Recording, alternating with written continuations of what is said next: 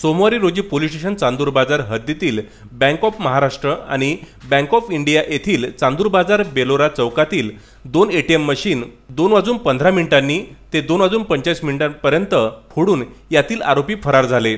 अशी माहिती स्थानिक गुन्हे शाखा अमरावती ग्रामीण यांना मिळताच गुन्हे शाखा अमरावती ग्रामीण त्वरित वरिष्ठांच्या आदेशान्वये पोलीस नियंत्रण कक्ष अमरावती ग्रामीण व शहर यांना माहिती देऊन त्वरित जिल्ह्यात ATM फोडणाऱ्या आरोपींचे वर्णन व वाहनांबाबत नाकाबंदी राबविली। त्या दरम्यान पोलीस स्टेशन चांदूर बाजार येथील ATM फोडून पसार झालेले आरोपी यांचे सोशल मीडियाद्वारे पोलीस ग्रुपवर फुटेज पाठविण्यात आले।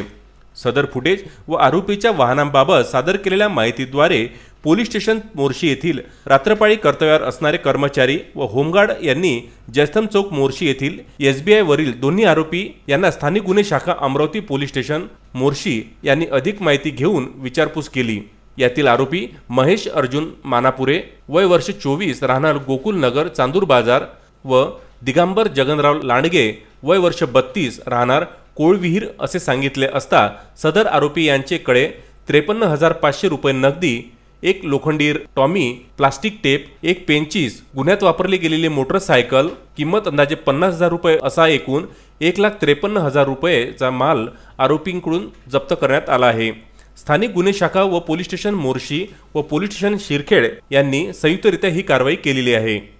ब्युरो रिपोर्ट, चांदूर बाजार।